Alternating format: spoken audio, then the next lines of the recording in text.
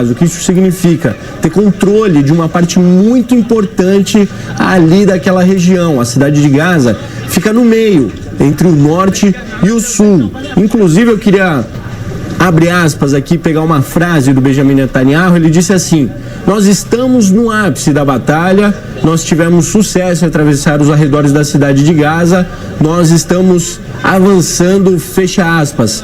O primeiro-ministro ainda afirmou que não tomou nenhuma decisão sobre permitir o envio de combustível a Gaza. São várias questões, principalmente essa da ajuda humanitária, mas fato é que a probabilidade dos próximos dias e das próximas horas serem de uma violência ainda maior aumenta, porque essa incursão, ela é esperada, e chegando perto de Gaza, provavelmente os confrontos com os terroristas devem aumentar e a situação ficar ainda mais tensa. Quem vai ajudar a analisar essa atual situação do conflito lá no Oriente Médio é o Felipe Dalcin Silva, doutorando no programa de pós-graduação em estudos estratégicos internacionais da Universidade Federal do Rio Grande do Sul, diretor de pesquisa do Instituto Nacional Americano de Política e Estratégia.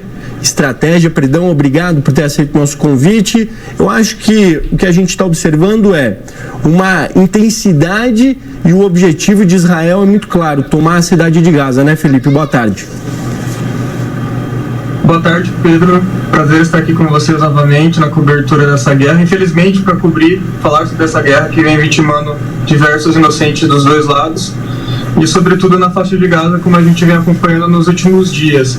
A intenção de Israel sempre foi essa, sempre foi claro. O regime de Netanyahu, o governo do Benjamin Netanyahu, sempre deixou claro que a partir dos ataques terroristas do Hamas ali em 8 de outubro, a reação de Israel seria ir até o fim nessa guerra para, digamos assim, desmantelar o Hamas de uma maneira completa, não deixar o Hamas voltar ao poder e inviabilizar qualquer futuro do Hamas, no sentido que o Hamas poderia, porventura, se Israel tentasse algum tipo de acordo com o Hamas, porventura, pudesse atacar Israel novamente, né?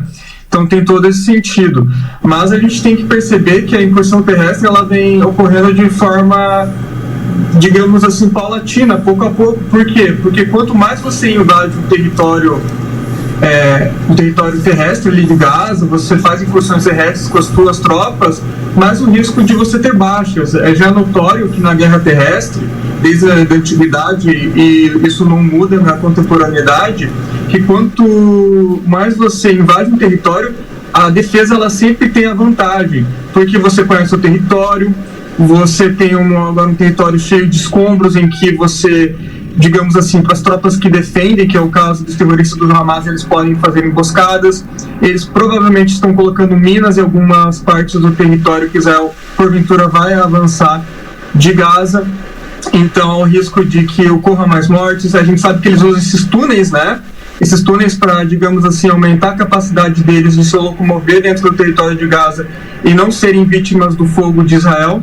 Então, tem todos esses pontos que é importante salientar, que dificultam muito as ações de Israel, e a gente sabe que o Hamas utiliza, sim, a população da faixa de Gaza como escudo humano, que vem aumentando cada vez mais. Quando aumenta o número de mortos inocentes nessa guerra, que é a população de Gaza, a gente vê que a pressão sobre Israel vem sendo gigantesca, né? Então, são pontos que a gente tem que salientar. E mais uma coisa também que é importante falar para os telespectadores é o porquê de Israel atacar diversos pontos da cidade agora, da cidade de Gaza.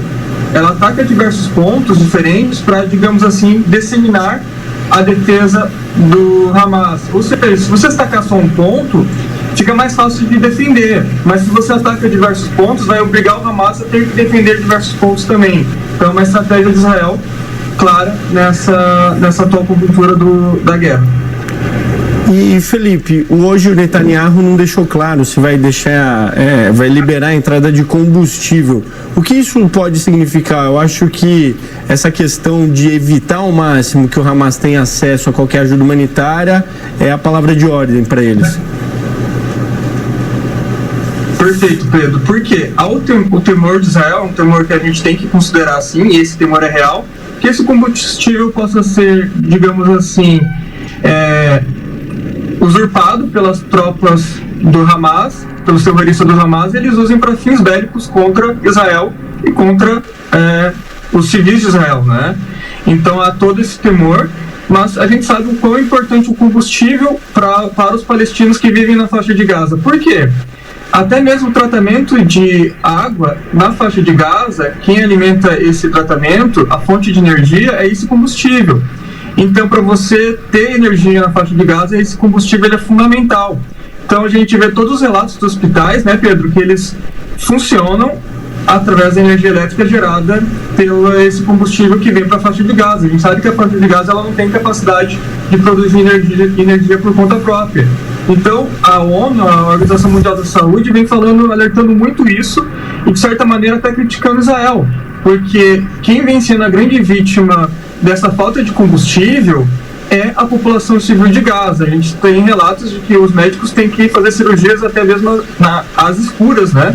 Então, imagina você ter que fazer uma cirurgia complexa sem até mesmo o acesso à luz. Então, é um ponto muito determinante e parece que o Netanyahu está sentindo um pouco da pressão agora, com os ataques que vem vitimando cada vez mais vítimas dentro da faixa de Gaza. Ele vem sentindo a pressão para que haja cada vez mais liberação de recursos para a faixa de Gaza e também do combustível.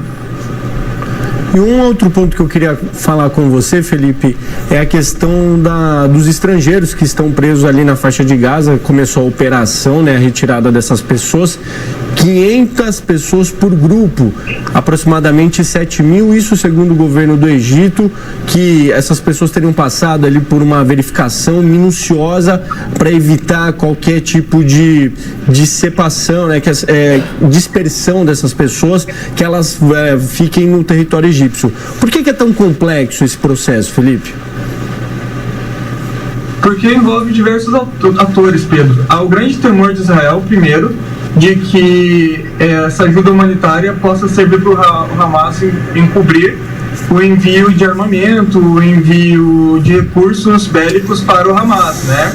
Então, quanto mais caminhões, mais digamos assim, a dificuldade de você analisar de uma maneira microscópica até, todos os itens que estão entrando na faixa de Gaza. Então há muito temor de Israel que possa vir recursos para a máquina de guerra do Hamas.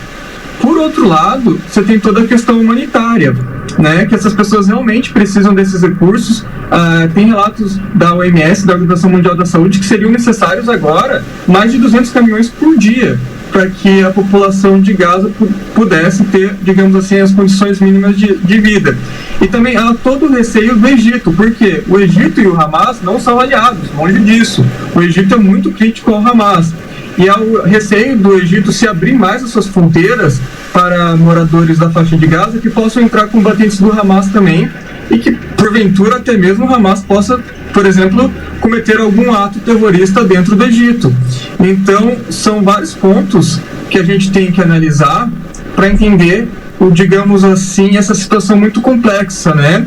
E a gente vê que a pressão ela vem crescendo por todos os lados, seja contra Israel, seja contra o Egito, para que ocorra realmente o envio de mais recursos para a população da Palestina que está na faixa de Gaza e que essa população também seja enviada para regiões que façam com que essa população da faixa de Gaza não seja alvo do fogo cruzado entre o Hamas e o exército de Israel.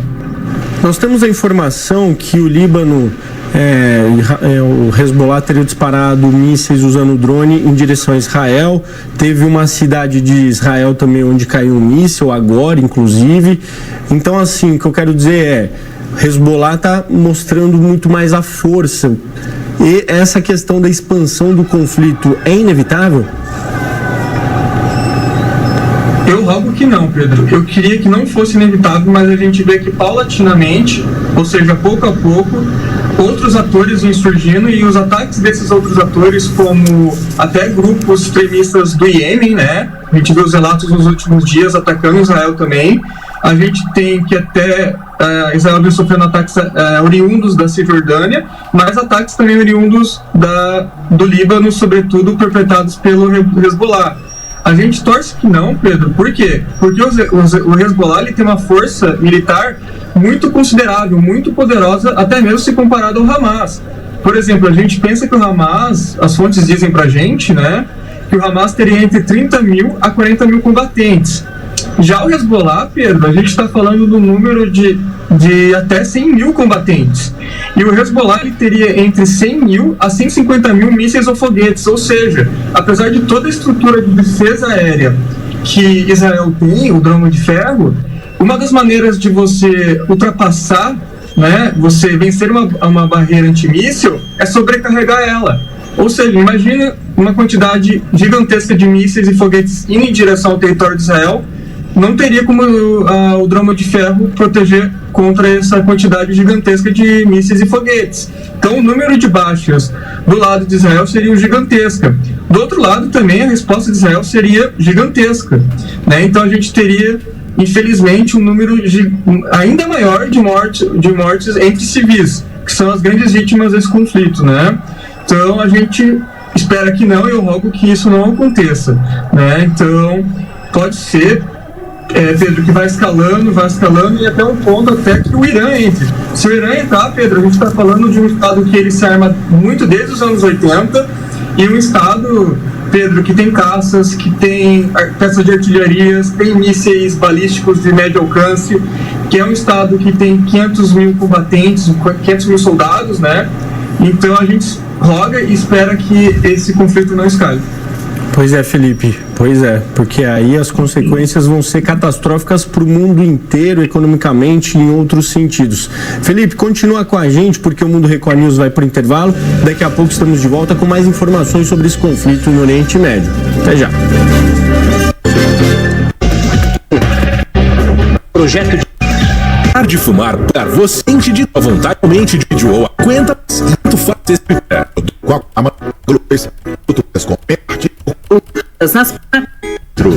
gordura no ser durante ou assim ou tomar um bem de sua saúde o que você 27 minutos.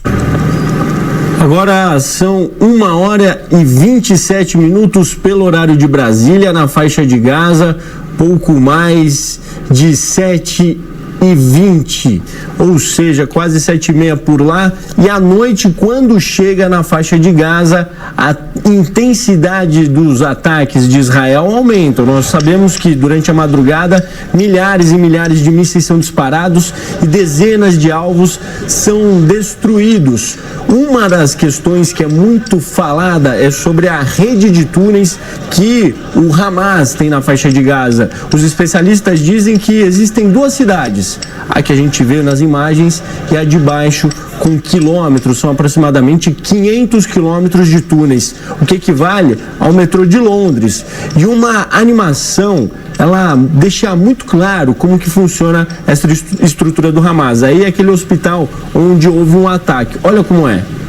É como se fosse um formigueiro, onde tem várias salas, tem vários corredores. É uma cidade, literalmente. É literalmente assim, o hospital é só uma fachada. Os especialistas falam muito, né, que estruturas civis são usadas pelos criminosos, pelos terroristas, como escudo humano. Então, tanto que teve ontem um ataque num campo de refugiados, e o que acontece? O líder do Hamas estava lá se protegendo dessas pessoas. Israel tem um objetivo muito claro de aniquilar o Hamas. Então, essa animação ela deixa muito claro como que é a estrutura. É uma cidade embaixo de Gaza. Então, realmente é um submundo, vamos dizer assim. O Felipe Dalcin continua conectado aqui nessa cobertura especial. Felipe, por isso que essa segunda fase que a gente está acompanhando, essa incursão por terra, é muito complexa, né? Muito delicada, porque, olha só, a gente tem uma cidade embaixo de Gaza, né? Perfeito, Pedro, é isso mesmo, a estrutura é gigantesca.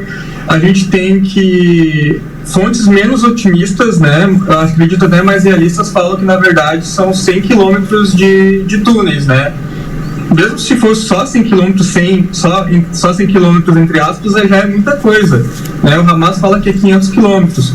Seja 100, seja 500, é uma coisa gigantesca, uma estrutura gigantesca, né, que provavelmente o Hamas gastou uma fortuna para construir, milhões e milhões e milhões de dólares para construir. E ela funciona, Pedro, para tanto proteção das forças do Hamas, como também depósitos de armamento, mas também para o Hamas usar como túneis de dispersão das suas forças, de locomoção das suas forças, né? E há um grande desejo de Israel de destruir essa infraestrutura, porque se você destruir essa infraestrutura, Pedro, o que acontece? Vai obrigar as forças do Hamas a terem que ir para, digamos assim, a superfície. E na superfície elas vão ser alvos fáceis da excelente capacidade de inteligência que Israel tem. Então, por isso que esses túneis são muito importantes para o Hamas. Uma das prováveis armamentos que Israel poderia utilizar é uma arma que ela tem capacidade, uma bomba, né, que ela tem capacidade de penetração, que é a GBU-28, que ela tem em quantidades interessantes, né? Israel tem quantidade boa desse armamento. O que acontece? Ela penetra até cerca de 30, 40 metros debaixo da terra, se for terra mesmo, e depois ela explode, mas ela consegue percorrer e penetrar até 5 metros em concreto, né? Então, seria uma bomba que, por exemplo, Israel poderia utilizar para destruir esses alvos do Hamas. Mas por que Israel não vem utilizando em grande quantidade, Pedro? Eu acho que isso é muito importante explicar para o telespectador. E não utiliza porque, se você utilizar essa bomba, você acaba criando toda uma destruição da zona ao redor dela. Ou seja, você teria crateras gigantescas que surgiriam, que poderiam, digamos assim, inviabilizar todas as estruturas, destruir todas as estruturas de casas, de prédios e por aí vai, das pessoas que moram ao redor dela. Então, Israel vem sendo muito econômico de utilizar essas bombas, que poderia, digamos assim, ser uma arma essencial para destruir os alvos do Hamas. E o Hamas, como vocês bem mostraram da Record News de uma maneira excelente, a animação dos túneis, né?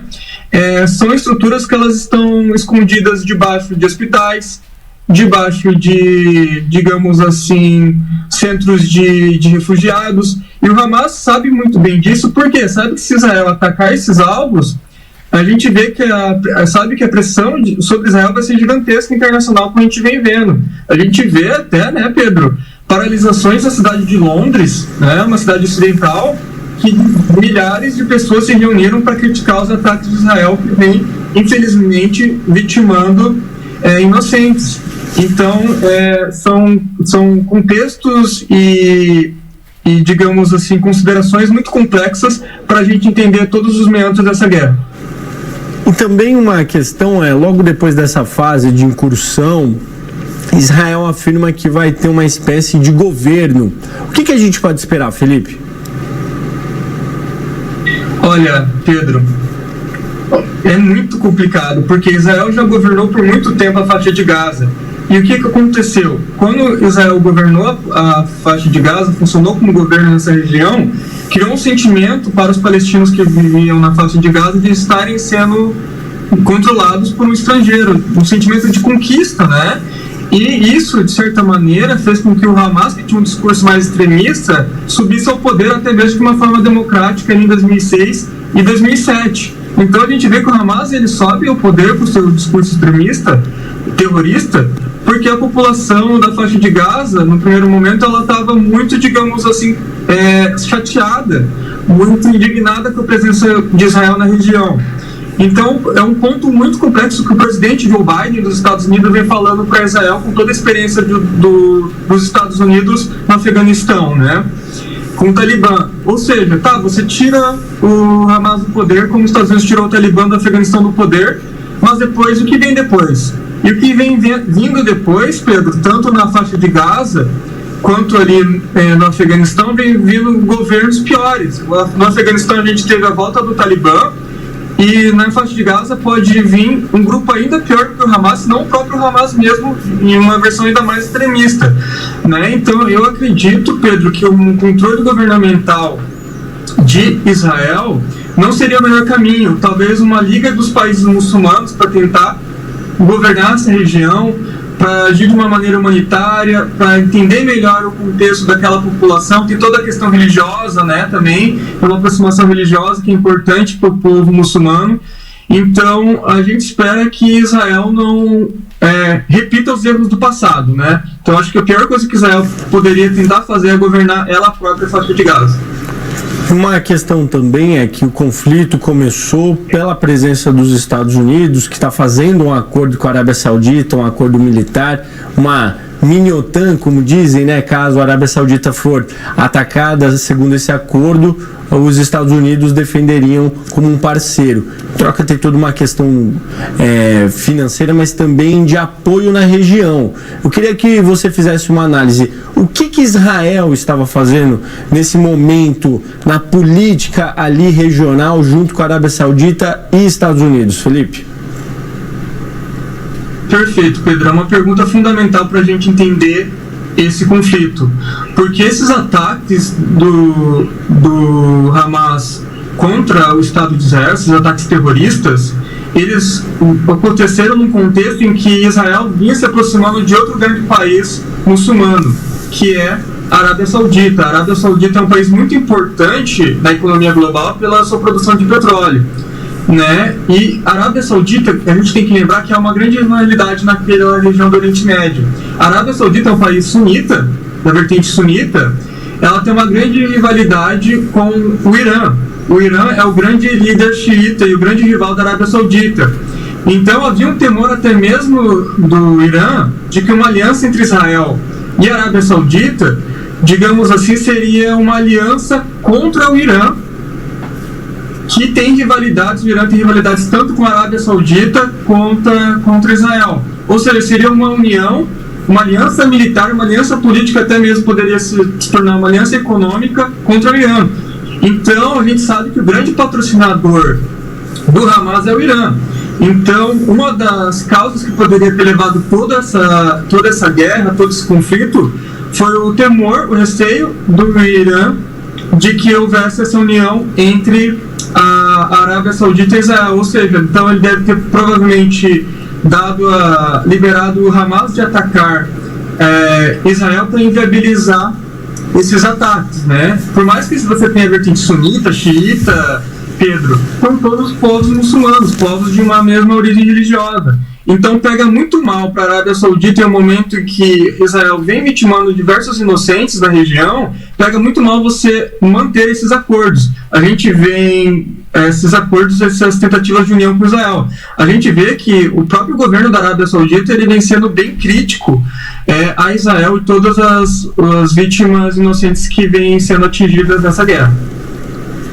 E o que os Estados Unidos ganham com tudo isso? Perfeito, Pedro. Os Estados Unidos é um ator global. A gente tem que lembrar que os Estados Unidos, ele, nos últimos anos, Pedro, ele, depois da saída dele do Oriente Médio, ali do Afeganistão e do Iraque, em 20 anos de ocupação estadunidense do Afeganistão e do Iraque, ele viu que os objetivos políticos dele não ocorreram. No Afeganistão a gente teve a volta do Talibã, e no Iraque a gente tem o Iraque, que é um país totalmente esfacelado, né? Que é um país que sofre influência hoje do Irã, que é um aliado do Irã, que é um inimigo dos Estados Unidos, um inimigo de Israel. E a grande preocupação dos Estados Unidos é, primeiro, questão financeira e econômica, né? A gente vê que as grandes potências, seja os Estados Unidos, a China ou a Rússia, elas se movem ao redor do globo por interesses econômicos e militares. No caso dos Estados Unidos, tem o medo do Irã ter capacidade de fechar o Golfo Pérsico. Fechando o Golfo Pérsico, Pedro, você tem a principal zona de distribuição de petróleo para o mundo. Ou seja, o Irã tem o receio dos Estados Unidos que, fechando essa região, o preço do barril do petróleo iria aumentar muito. Então, a preocupação dos Estados Unidos com o Oriente Médio foi sempre, sobretudo, uma questão econômica, né? E também tem o fato de que por que os Estados Unidos é um grande aliado de Israel, Pedro? Porque o lobby de Israel dentro dos Estados Unidos é gigante. A gente tem que lembrar que dentro dos Estados Unidos tem a segunda maior comunidade de judeus do mundo, e é uma comunidade muito rica, e essa comunidade ela apoia políticos que falam dentro dos Estados Unidos, advogam a favor de Israel. Então por isso que a gente entende toda essa aliança de Israel e dos Estados Unidos, porque ela influi na política interna dos Estados Unidos. E só lembrando, Pedro, quando os Estados Unidos ele sai do Afeganistão e do Iraque, abriu caminho para que o grande rival dos Estados Unidos começasse a aparecer na região, que é a China. A China ela investiu e vem investindo bilhões de dólares em infraestrutura no Irã, investindo uma quantidade gigantesca de recursos também no Afeganistão. A gente tem que lembrar a nova Rota da Seda que a China quer construir. Um dos caminhos dessa nova Rota da Seda é no Afeganistão. E das políticas norte-americanas, desde o final do governo Obama, governo Trump e agora governo Biden, digamos assim, dos Estados Unidos inviabilizar um crescimento global do seu grande rival, que é a China. Você lê qualquer documento de defesa dos Estados Unidos, Pedro, o principal rival que os Estados Unidos colocam nesses documentos é a China. A política norte-americana é de inviabilizar o crescimento chinês em qualquer região do globo, né? Então a gente vê que a China ela vem investindo bilhões no Oriente Médio, até mesmo em Israel, Pedro. Então a gente teve nos últimos anos que o grande porto que vem sendo construído em Israel é investimento chinês. Então até lembrou o governo Biden que ele tem que voltar a fazer parte do Oriente Médio. Então a gente vê que devido a essa guerra, o Biden ele teve que se voltar mais ao Oriente Médio, né? Então você vê causas econômicas, políticas e militares. E lembrando a Rússia, né? Quem vem alimentando a capacidade de guerra da Rússia contra a Ucrânia, sobretudo com os drones, é o Irã. O Irã, mais uma vez, é um rival de Israel. Então, a Rússia ela tem que agir no Conselho de Segurança, ela tem que agir levando em consideração os anseios do Irã, porque o Irã vem alimentando de forma muito importante para o esforço de guerra russo na Ucrânia. Então, Pedro, a gente vê que é um jogo de xadrez político com vários atores, né? E que os três grandes potências mundiais, que é os Estados Unidos, a China e a Rússia, acabam tendo interesses econômicos, políticos e militares na região. No caso da Rússia também a gente tem que a Rússia é um grande aliado da Síria, o regime do Bashar al-Assad, né? Então a gente vê que essa região é muito importante também para você ter a capacidade de vender seus produtos, Pedro. Por exemplo, os Estados Unidos têm acordos milionários de venda de armamento para a Arábia Saudita, de venda de armamento para Israel. A Rússia vende armamento para a Síria, a Rússia vende armamento para o Irã. Então é um jogo muito, muito gigantesco que envolve muito dinheiro, poder e armas, Pedro. E sobre a diplomacia da China, é muito hábil, né? Porque a China está presente em todos os lugares, principalmente com os produtos, né? A China tem essa habilidade de negociação. Perfeito, Pedro. O que a China vem fazendo? Ela vem, digamos assim, ela não está nem aí se o teu país é de direita, se o teu país é de esquerda, se o teu país viola direitos humanos ou não. A China não está nem aí. O que ela quer saber é de dinheiro, né? A grande estratégia da China para se tornar a grande potência mundial, Pedro, é que ela cresça paulatinamente, sua economia cresça a partir das exportações, e são cada vez mais exportações complexas, porque quando a gente pensava em China, nas exportações da China dos anos 80, 90 até os anos 2000, é aquelas bugigangas, produtos de plástico, né, que, digamos assim, de baixa qualidade. Mas a gente vê que hoje, Pedro, os produtos que a China tem capacidade de vender são produtos de alta tecnologia, né? Esses produtos têm alto valor agregado, ou seja, são muito caros, né? São produtos que quando você vende, você tem um lucro exorbitante sobre eles. E a China ela vem crescendo em escala mundial, é um grande parceiro econômico já da maioria dos países do globo. Antes era os Estados Unidos que era esse parceiro. Então a estratégia da China é crescer economicamente, e quanto mais a China ela cresce economicamente, Pedro, mais ela investe nas suas forças armadas, né? Então a gente vê que o poderio militar da China ela vem crescendo de maneira intrínseca, né, com a capacidade econômica da China. Então é isso, Pedro, porque você tem que fazer os cálculos que poder econômico mais poder militar é igual poder político. Então por isso que a gente vê a China como cada vez mais um ator internacional muito importante, e os Estados Unidos, né, se consideram, né, o grande ator global. Então quem está no topo, Pedro, qual é a estratégia de quem está no topo nas relações internacionais? A gente vê isso ao longo da história. É tentar evitar ao máximo que o país que vem subindo está em segundo lugar, ele chegue à posição de primeiro lugar, usurpa essa posição de primeiro lugar. Então a gente vê, por exemplo, que uma das causas da Primeira Guerra Mundial era o medo do Reino Unido de que a Alemanha pudesse ultrapassar ela em questões econômicas, militares e depois políticas, né? Então a gente vê que, infelizmente, a guerra ela é causada muitas vezes por interesses políticos, militares e econômicos. Felipe, obrigado pela análise, informações importantes sobre o conflito, nos ajuda a entender essa situação tão complexa. Boa tarde para você. Boa tarde, Pedro, e parabéns mais uma vez pela excelente cobertura da Record News de todo esse conflito. É isso, muito obrigado, viu, Felipe? Seguimos aqui agora 1h45 pelo horário de Brasília. O Mundo Record News vai para o intervalo. Daqui a pouco estamos de volta com mais informações sobre a guerra. Até já.